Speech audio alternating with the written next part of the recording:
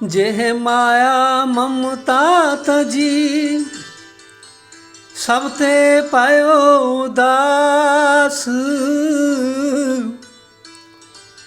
कहो नानक सुन रे मना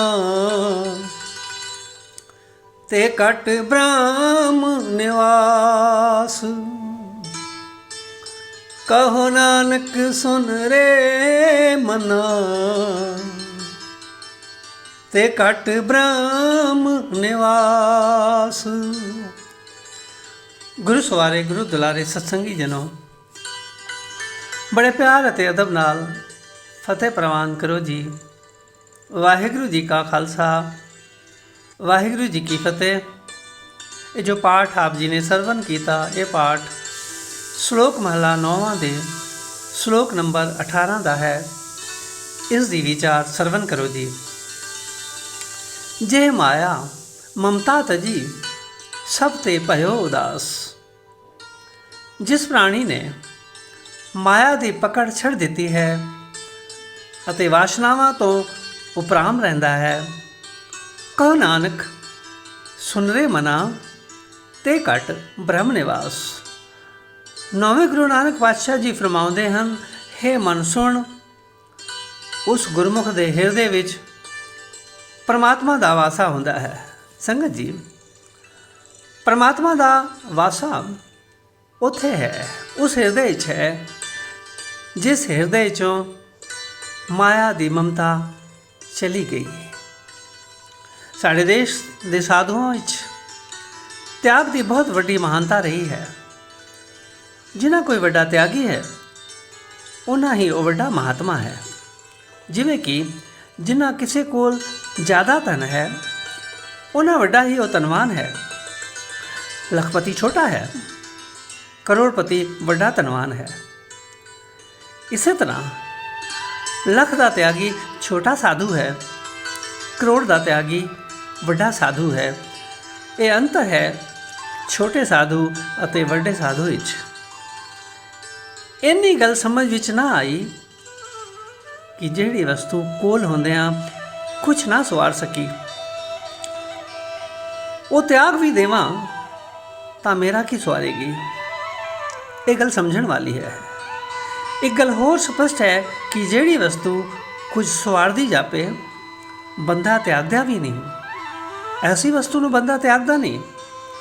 माया दा त्याग कीता ही उस दिन जदों बेकार जापी कि ग्रहण विचों तां चिंता ही मिली, सुख नहीं मिलिया।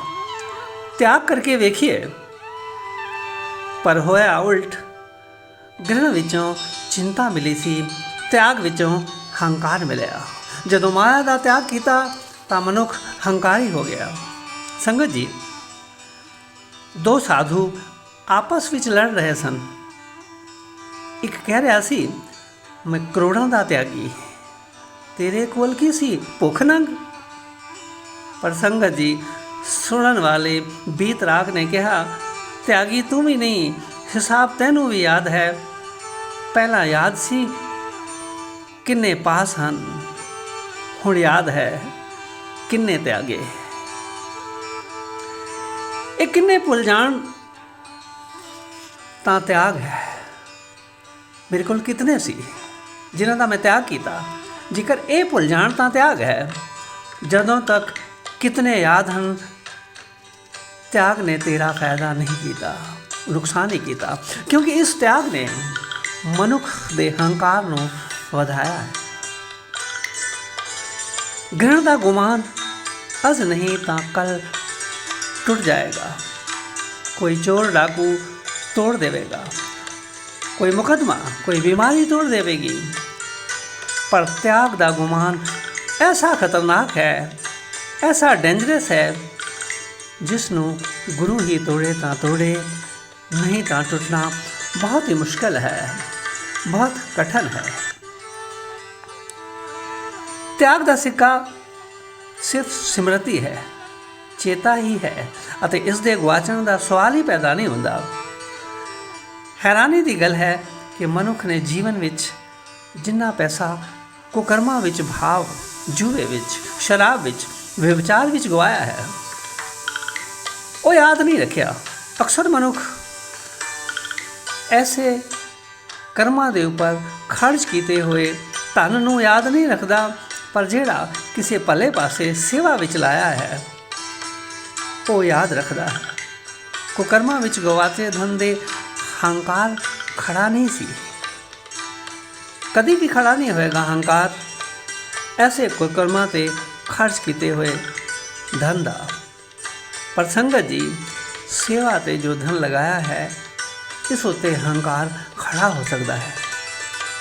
ਇੰਜ ਜਾਪਦਾ ਹੈ ਕਿ ਜਿਨ੍ਹਾਂ ਵਸਤੂਆਂ ਦਾ ਤਿਆਗ ਕੀਤਾ ਉਹ ਹੱਥੋਂ ਤਾਂ ਚਲੀਆਂ ਗਈਆਂ, ਪਰ ਅੰਤਸ਼ਕਰਨ 'ਤੇ ਬੋਝ ਬਣ ਕੇ ਬੈਠ ਗਈਆਂ। ਹੁਣ ਅੰਤਸ਼ਕਰਨ ਵਿੱਚ ਉਹ ਚੇਤਾ ਹੈ, ਉਸ ਨੂੰ ਯਾਦ ਕੀਤਾ ਹੋਇਆ ਹੈ। ਅਕਸਰ ਤਿਆਗੀ ਪੁਰਸ਼ਾਂ ਦੇ ਅੰਤਸ਼ਕਰਨ ਬਹੁਤ ਬੋਝ ਥੱਲੇ ਦੱਬੇ ਹੁੰਦੇ ਹਨ। ਧੰਨ ਗੁਰੂ ਤੇਗ ਬਹਾਦਰ ਪਾਤਸ਼ਾਹ ਜੀ ਦਾ ਪਹਿਲਾ ਨਾਮ ਤਿਆਗਮਲ ਸੀ। ਪਰ ਸੰਗਤ ਜੀ, ਜਦੋਂ ਕਰਤਾਰਪੁਰ ਦੀ ਜੰਗ ਪੈਂਦੇ ਖਾਨ ਨਾਲ ਹੋਈ, ਉਸ ਵਕਤ ਮੇਰੇ ਪਾਤਸ਼ਾਹ ਦੀ ਉਮਰ 14 ਸਾਲ ਦੀ ਸੀ। 14 ਸਾਲ ਦੀ ਉਮਰ ਵਿੱਚ ਆਪ ਨੇ ਉਹ ਤਲਵਾਰ ਚਲਾਈ ਕਿ ਮੀਰੀ ਪੀਰੀ ਦੇ ਮਾਲਕ ਪਿਤਾ ਨੇ ਕਿਹਾ, ਤੂੰ ਤਿਆਗਮਲ ਨਹੀਂ, ਤੂੰ ਤੇਗ ਬਹਾਦਰ ਹੈ। ਸੰਗਤ ਜੀ, ਨਾ ਤਾਂ ਉਪਨਾਮ ਹੀ ਹੁੰਦੇ ਹਨ ਜੋ ਮਨੁੱਖ ਦੇ ਗੁਣਾਂ ਨੂੰ ਪ੍ਰਗਟ ਕਰਦੇ ਹਨ, ਉਹ ਤਿਆਗਮਲ ਵੀ ਹਨ, ਉਹ ਤੇਗ ਬਹਾਦਰ ਵੀ ਹਨ। ਉਹਨਾਂ ਤੇਗ ਚਲਾਈ ਤਾਂ ਦੁਨੀਆ ਅਸ਼ ਕਰ ਉੱਠੀ, ਪਰ ਸੰਗਤ ਜੀ, ਦਿੱਲੀ ਵਿੱਚ ਤੇਗ ਸਹਾਰੀ ਤਾਂ ਵੀ ਕੀ ਹੋਇਆ? ਹੈ ਸਭ ਜਗ ਭਾਇਓ, ਜੈ ਜੈ ਜੈ ਸੁਰਲੋਕ। ਤਿਆਗ ਵੀ ਸਾਨੂੰ ਨਿਰਾਲਾ ਹੀ ਸਿਖਾਉਂਦੇ ਹਨ। ਧੰਨ ਗੁਰੂ ਤੇਗ ਬਹਾਦਰ ਪਾਤਸ਼ਾਹ ਜੀ ਕਹਿੰਦੇ ਹਨ, ਸਾਧੋ ਮਨ ਕਾ ਮਾਨ ਤਿਆਗੋ, ਕਾਮ ਕ੍ਰੋਧ ਸੰਗਤ ਦੁਰਜਨ ਕੀ, ਤਾਂਤੇ ਅਹਨਿਸ ਭਾਗੋ। ਜਿਸ ਤਿਆਗ ਨਾਲ ਮਨ ਦਾ ਮਾਣ ਵਧੇ ਉਹ ਤਿਆਗ ਨਹੀਂ, ਉਹ ਤਾਂ ਨਵੇਂ ਢੰਗ ਦਾ ਸੌਦਾ ਹੈ।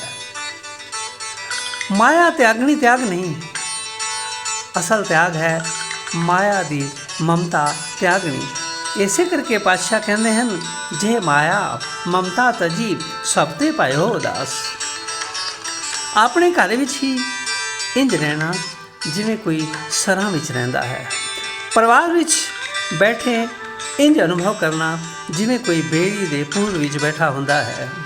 ਜਿਵੇਂ ਥੋੜ੍ਹੇ ਚਿਰ ਦਾ ਮਹਿਮਾਨ ਹੱਸਦਾ ਹਸਾਉਂਦਾ ਹੈ, ਪਰ ਕਦੀ ਕਦੀ ਆਪਣੀ ਘੜੀ ਵੀ ਵੇਖਦਾ ਹੈ ਅਤੇ ਅੰਦਰ ਇੱਕ ਧੁਨ ਚੱਲਦੀ ਰਹਿੰਦੀ ਹੈ ਕਿ ਮੈਂ ਇੱਥੇ ਰਹਿਣਾ ਨਹੀਂ, ਜਾਣਾ ਹੈ, ਮੇਰਾ ਟਿਕਾਣਾ ਹੋਰ ਹੈ, ਮੇਰੀ ਮੰਜ਼ਿਲ ਹੋਰ ਹੈ। ਭਾਈ ਸਾਹਿਬ ਭਾਈ ਗੁਰਦਾਸ ਜੀ ਕਹਿੰਦੇ, ਵਾਟ ਵਟਾਊ ਰਾਤ ਸਰਾਏ ਵਸਿਆ, ਉੱਠ ਚੱਲਿਆ ਪ੍ਰਭਾਤ ਮਾਰਗ ਦੱਸਿਆ।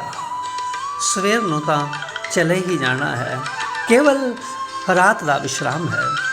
ਐਸਾ ਬੰਦਾ ਜੀਵਨ ਦੇ ਸਾਥੀਆਂ ਨੂੰ ਹਰ ਤਰ੍ਹਾਂ ਖੁਸ਼ ਰੱਖੇਗਾ। ਜਿਸ ਨੂੰ ਗੁਰੂ ਨੇ ਐਸੀ ਮੱਤ ਦਿੱਤੀ ਹੈ ਉਹ ਕੁਝ ਸਵਾਰੇਗਾ। ਭਾਈ ਸਾਹਿਬ ਭਾਈ ਗੁਰਦਾਸ ਜੀ ਕਹਿੰਦੇ, ਗੁਰਮੁਖ ਸੁਗੜ ਸੁਜਾਨ ਗੁਰ ਸਮਝਾਇਆ, ਮਹਿਮਾਣੀ ਮਹਿਮਾਨ ਮਜਲਸ ਆਇਆ, ਖਾਵਾਲੇ ਸੋ ਖਾਣ ਪਿਆ ਪਿਆਇਆ, करे न गर्भ गुमान हंसे हंसाया, पाहो नड़ा प्रवान काज सुहाया, मजलस कर हैरान उठ सिधाया। संगत जी, ऐसे हृदय विच रब दा निवास है। जिसने माया त्यागी नहीं वो क्यों डरे, उसने माया जित लई है। सिर ते नहीं बैठी, चरना विच सेवा कर रही है। ऐसे जेतू पुरुष ਦੇ ਹਿਰਦੇ ਵਿੱਚ ਪਰਮਾਤਮਾ ਦਾ ਨਿਵਾਸ ਹੁੰਦਾ ਹੈ। ਪਰਮਾਤਮਾ ਨਿਵਾਸ ਰੱਖਦਾ ਹੈ। ਉਹ ਜੇਤੂਆਂ ਪਾਸ ਬੈਠਦਾ ਹੈ, ਹਾਰਿਆਂ ਜੁਆਰਿਆਂ ਪਾਸ ਨਹੀਂ। ਆਪਾਂ ਵੀ ਅਰਦਾਸ ਕਰੀਏ, हे ਪਾਤਸ਼ਾਹ ਜੀ, ਤੂੰ ਰਹਿਮਤ ਕਰ, ਤੂੰ ਬਖਸ਼ਿਸ਼ ਕਰ, ਸਾਡਾ ਮਨ ਵੀ ਮਾਇਆ ਅਤੇ ਮਮਤਾ ਦਾ ਤਿਆਗ ਕਰ ਸਕੇ। ਅਸੀਂ ਕਹਿ ਸਕੀਏ, ਜੇ ਮਾਇਆ ਮਮਤਾ ਤਜੀ ਸਭ ਤੇ ਭਇਓ ਉਦਾਸ, ਕਹੋ ਨਾਨਕ ਸੁਣ ਰੇ ਮਨਾ ਤੇ ਘਟ ਬ੍ਰਹਮ ਨਿਵਾਸ। ਵਾਹਿਗੁਰੂ ਜੀ ਕਾ ਖਾਲਸਾ, ਵਾਹਿਗੁਰੂ ਜੀ ਕੀ ਫਤਿਹ।